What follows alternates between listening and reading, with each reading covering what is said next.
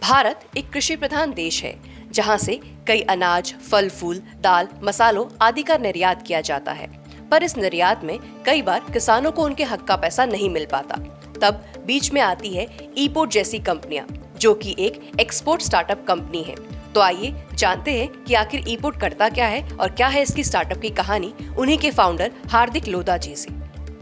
बहुत बहुत शुक्रिया हार्दिक जी हमसे जुड़ने के लिए। थैंक यू सो मच अपना समय देने के लिए हमें। No problem, ma'am. Thank you so much. Thank you so much for having this Zoom call also, and okay. giving us तो the startup the opportunity to go ahead, and display our products. तो सब आपको बता दूं, नए भारत की नई ऊंचाइयां एक ऐसा मंच है जहां पर हम स्टार्टअप्स की नई कहानियां लोगों तक लेकर आते हैं कि जो नए स्टार्टअप्स हमारे देश में उभर रहे हैं, जिस तरीके से उभर रहे हैं और वो किस आइडिया के साथ आ रहे हैं, उनकी कहानी क्या है, उनका बैकग्राउंड क्या है या फिर उनकी जर्नी क्या रही है, इसके बारे में हम बात करते हैं। सो मैं आपसे जानना चाहती हूँ स्पेशली कि ई पोर्ट की कहानी क्या है, कैसे ये मतलब ये आइडिया है, ये बेसिक आइडिया निकला कहाँ से, उसकी जर्नी अब तक कैसी रही है। सो आई स्टार्टेड जब मैंने import चालू किया था, तो मैं मेरा बैकग्राउंड बताना चाहूंगा कि मैं 7 साल से ई कॉमर्स का सेलर था। तो लगभग मैं मेरी वाइफ भी चार्टर्ड अकाउंटेंट है, तो वो भी प्रैक्टिस कर रही थी। तो कोविड के बाद हमें ऐसा लगा कि क्योंकि हम लोग वर्चुअल ही काम कर सकते थे, तो हमारा ऐसा था डिसीजन कि हम लोग या दुबई थोड़ा सा शिफ्ट हो जाए। We had a time with us, तो हमने डिसाइड किया कि हम दुबई शिफ्ट हो जाते हैं। तो दुबई क्योंकि मारवाड़ी हूँ, तो ऐसा सोचा था कि कुछ बिजनेस सेटअप हो जाए साथ साथ में, तो बहुत बेनिफिट होगा। So this is back in 2021। तब हमने कांदा एक्सपोर्ट करने का प्लान किया, क्योंकि हम नासिक डिस्ट्रिक्ट से है। सो वी थॉट कि चलो कांदा, so we did that, we started doing that. और जैसे कि ये मार्केट, क्योंकि ऑक्शन बेस्ड मार्केट है, तो वहां पे इतना अनऑर्गेनाइज था कि मुझ जैसा पढ़ा लिखा बंदा इतना परेशान हो गया पैसे निकालने में। सो आई थॉट जहाँ पे क्राइसिस है वहां पे अपॉर्चुनिटी भी है ना। तो हमने डिसाइड किया धीरे धीरे करके कि यार ये लोग अगर यहाँ पे ऐसा करते हैं, तो दूसरे लोगों के साथ कितना करते होंगे। एंड देन हमने हमारे गाँव वालों से पूछा कि यार ये तकलीफ हो रही है क्या। एंड दे लाइक कि हाँ, पैसा टाइम पे आता नहीं है, पैसा ज्यादा काट के आता है, कमीशन गलत लग जाते हैं, और आप कुछ कर नहीं सकते क्योंकि वो दूसरा देश है। So we thought let's come up with a tech startup. और एक प्लेटफॉर्म बनाने का हमेशा से सपना था, कि खुद का प्लेटफॉर्म बने। So we decided to come up with ePort, जो कि एक स्टार्टअप है, एग्रीटेक स्टार्टअप है, जो कि एक्सपोर्टर्स को एक्सपोर्ट करने में मदद करता है एंड टू एंड सोल्यूशंस के साथ। यानी कि आपका माल है तो हम पूरा क्लियरिंग, शिपिंग, लॉजिस्टिक्स सब क्लियर करके, सेल करके आपको पैसा ला के देते हैं। तो so there is nothing to. तो यस। मेरा सवाल ये है कि ये काम किस तरह से करता है, आप डायरेक्टली किसानों से जुड़े हैं या फिर आप उधर पे कोई वेंडर्स है उनके थ्रू आप ये चीज कराते हैं, ये प्रोसेस किस तरीके से होता है, मैं ये जानना चाहूंगी।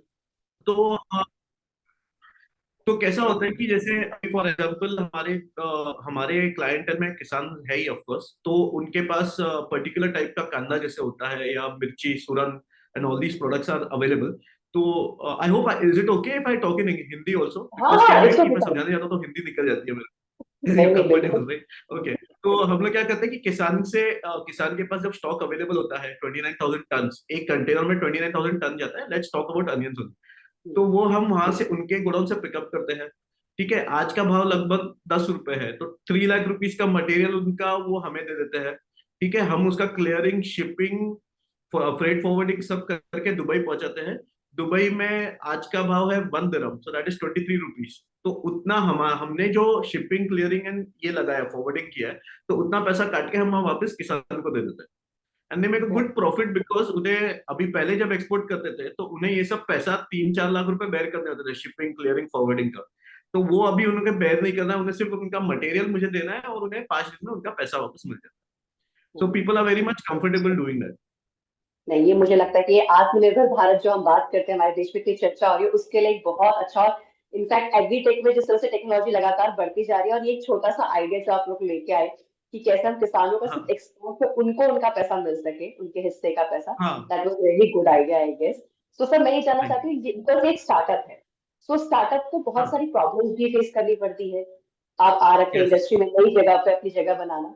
सो अगर मैं गवर्नमेंट पॉलिसीज के सेंस में बोलूं, तो ऐसा क्या क्या रोड ब्लॉक्स है या ऐसा आपको क्या लगता है, आप अपनी तरफ से ऐसा क्या सजेस्ट करना चाहते हैं गवर्नमेंट को कि लाइक कुछ जो प्रोसेस है उसमें थोड़ा चेंजेस या इम्प्रोवाइजेशन हो सके, ऐसी कौन सी प्रोसेस है या ऐसी कौन सी डिफिकल्टीज आपने फेस की? एक्चुअली डिफिकल्टी यही होती है कि पाइथन सर्टिफिकेट और ये सारे जो सर्टिफिकेट्स लगते हैं, नॉट मी बट लाइक कैसे होता है कि बहुत सारे हमारे क्लाइंट्स हैं, उन्हें बहुत सारे सर्टिफिकेशंस करने पड़ते हैं, जो कि हालांकि अभी काम एक्चुअली मैं बोलना चाहूंगा कि बहुत काम आसान कर दिया है। यानी आज से आप 4 साल 5 साल पहले का काम देखो और अभी देखो तो it is very easy to export.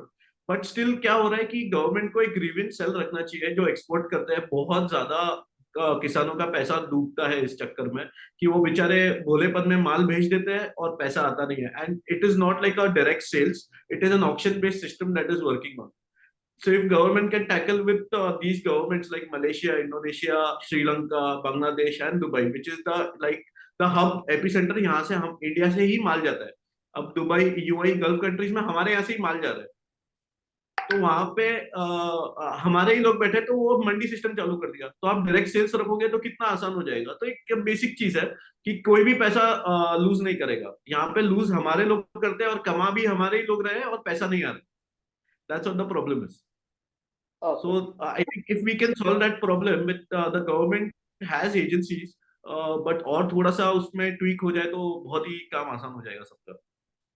तो मैं पर्सनली अगर आपसे बात करूं ई पोर्ट के बारे में, तो ई पोर्ट को चलाने में, उसके आइडिया को पूरा आप कह लीजिए एग्जीक्यूट करने में, आपने पर्सनली कौन से ऐसे रोड ब्लॉक्स है जो आपने फेस किया और उससे आप कैसे उभर के आए? मैं ये सवाल इसलिए पूछ रही हूँ क्योंकि आपकी कहानी से शायद बहुत सारे जो एंटरप्रेन्योर्स है, नए लोग हैं, इस इंडस्ट्री में आना चाहते हैं, वो इंस्पायर होंगे। रोड ब्लॉक्स तो आएंगे, बट उनसे कैसे उभर के हम आगे बढ़ सकते हैं। सो मैं उन रोड ब्लॉक्स और उनसे आप कैसे निकले, इसके बारे में जानना चाहती हूँ। ओके, तो सबसे बड़ा रोड ब्लॉक तो कैसा होता है मैम कि when you start a business for an entrepreneur, पैसा बहुत इंपॉर्टेंट होता है। आप बहुत मेहनत से कमाते हो और आप सोचते हो कि एक बिजनेस करोगे और आप बिजनेस में वो साइकिल में बैठे। और the problem what happened is, जैसे हमने पहले बताया था कि हमने यहाँ से कुछ कंटेनर्स भेजे तो पैसा आया ही नहीं। पैसा लाने के लिए इतने चप्पल घिस गए कि हम परेशान हो गए कि पैसा ही नहीं आ रहा है, पैसा ही नहीं आ रहा है। पहला तो वो एक चैलेंज होता है। फिर जब हमने सोचा प्लेटफॉर्म बनाते हैं, तो प्लेटफॉर्म में ये सोचा था कि हम बिडिंग सिस्टम करेंगे, तो यानी हर बार हमें मॉडल चेंज करना पड़ा। और हमने क्या किया कि पहले हमने वेबसाइट सब साइड में छोड़ दी, बोला पहले खुद ऑपरेशंस करना चालू करते हैं तो रोड ब्लॉक समझेंगे। तो कैसा होता है कि मैम कि कभी कंटेनर्स के रेट ऊपर नीचे हो जाते हैं। तो एक बहुत बड़ा प्रॉब्लम है कि कोई एक ऐप नहीं है जहां से आप कंटेनर्स डायरेक्टली परचेस करो। यहाँ तक कि ये एक बहुत बड़ा रोड ब्लॉक होता है एक नए एंटरप्रेन्योर को जब एंटर होना होता है, कि आपको सुविधाएं नहीं मिलती है कि आप क्या क्या करना चाहिए, क्योंकि आपको टोटल सात सात यहाँ पे 7 हाथ है एक बिजनेस में। तो आपको हर एक हाथ, जैसे आपको एक शिपिंग एजेंट के साथ आपका अच्छा होना चाहिए, एक सीएच एजेंट का अच्छा होना चाहिए, आपका एक्सपोर्टर के साथ अच्छा होना चाहिए, आपका इंपोर्टर के साथ अच्छा होना चाहिए, आपका फ्रेट फॉरवर्डर के साथ अच्छा होना चाहिए, वगैरह वगैरह। सो आपको कनेक्शन बिठाने के लिए कुछ तो एक चीज चाहिए जहां पे आप मिलो, बैठो, ये इतना हम कर सकते हैं, ये कर सकते हो। सो इतने रोडब्लॉक्स आ जाते हैं ऑपरेशनली कि हर एक कंटेनर भेजना, बुकिंग करना, वो एक नया चैलेंज ही था हमारे लिए कि कभी ये ऊपर हो रहा है, कभी ये रेट नीचे हो रहा है। और क्योंकि हम सब एंटरप्रेन्योर्स हैं, तो हम हमेशा स्केलेबल प्रोडक्ट सोचते हैं। तो द प्रॉब्लम इज कि आपको खुद को ही करना पड़ेगा।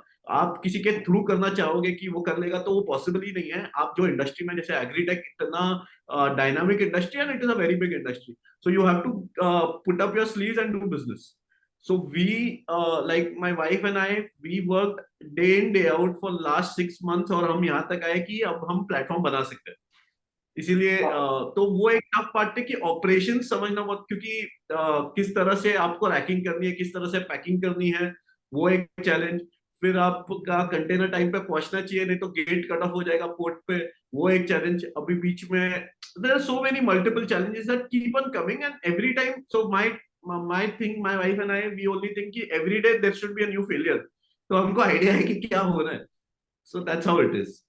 नहीं, मुझे लगता है कि ये स्टार्टअप की ना जर्नी इस तरह से शुरू होती है कि पहले आपको फेलियर फेस करने पड़ते हैं, देन जो लोग उससे नहीं उभर पड़ता है। जाते हैं वही यूनिकॉर्न या फिर वही लोग आगे बढ़ पाते हैं, स्टार्टअप को बढ़ा पाते हैं। तो सर, आखिरी सवाल मेरा बस ये है कि आप अपने आने वाले जो भी इस फील्ड में हैं, बेसिकली जो एग्रीटेक में जुड़ना चाहते हैं, उन लोगों के लिए, जो लोग नए लोग हैं, नए एंटरप्रेन्योर्स हैं, उनके लिए कुछ पीस ऑफ एडवाइस अगर आप कुछ देना चाहें अपनी तरफ से, तो please. My only advice to all the agri-tech startup is, rather than making enemy with each other, rather than fighting for one bread, let's split the bread and do work together rather not like, क्योंकि इतना बड़ा business है, it is almost around 80 to 90 billion dollar industry. सबका पेट भरेगा guys, मत एक दूसरे को काटो, ये बहुत बड़ी इंडस्ट्री है। सब साथ में मिलकर करेंगे तो ज्यादा मजा आएगा। ओके सर, एक सवाल मैं बस वापस पूछना चाहूंगी, बिकॉज मैं अभी रेगुलरली मेरा एक सीरीज चल रहा है स्टार्टअप्स की जर्नी पे। तो एक हाँ चीज जो डिफिकल्टी मुझे लगातार सुनने में आ रही है वो ये होती है कि लोगों का कहना है कि स्टार्टअप में आपको कोई मेंटर नहीं मिलता है। क्या ये बात हाँ सच है? हाँ, यस मैम, ये तो बहुत ये बड़ी दिक्कत है तो एग्रीटेक स्टार्टअप में। अनफॉर्चुनेटली ज्यादा इन्वेस्टर्स रेडी नहीं होते। पर ये बात भी सच है कि 2 साल बाद ये मेरा आंसर बदल जाएगा, क्योंकि इतने ब्यूटीफुल एग्रीटेक स्टार्टअप्स आ रहे हैं इंडिया में कि कहीं ना कहीं मिट्टी से जुड़े हैं तो उसका जवाब तो मिल ही जाएगा लोगों को। वो बात है मैम। नहीं, तो मुझे सो लगता है ये आई बहुत कम जरूरी है। From, I am a finance background person. So मैंने MBA in finance, DBM in marketing. तो मैं जब बुक्स में बनाता हूँ एक बिजनेस प्लान तो वो बहुत सटीक और अच्छा बनाता हूँ, लेकिन ग्राउंड रियलिटी जो एक फार्मर फेस करता है एज टुडे, वो अलग ही चीज है। एंड वो रियलिटी को ड्रिवन करना तो आपको खुद ही करना पड़ेगा। खुद को 3-4 महीने एक स्ट्रगल समझना पड़ेगा कि वो कितने लागत में करता है, क्या क्रॉप का कॉस्ट होता है, and everything, and then it goes hand और मुझे भी लगता है कि ये भी जरूरी है कि एक इकोसिस्टम हम लोग को, जो लोग स्टार्टअप्स में हैं, एक इन। बनाने की जरूरत है, कि जहाँ पे जैसे आपने जो बात कही, बहुत खूबसूरत बात कही, कि हम लोगों को एक दूसरे के साथ मिलके काम करना पड़ेगा। That's very important. तो थैंक यू सो मच हार्दिक जी हमसे जुड़ने के लिए, बिकॉज आपने बहुत कुछ प्रॉब्लम्स भी बताई और उनका सोल्यूशंस भी बताया। तो थैंक यू सो मच। मुझे लगता है आपकी कहानी से बहुत से लोग जरूर इंस्पायर होंगे। Thank you ma'am, thank you.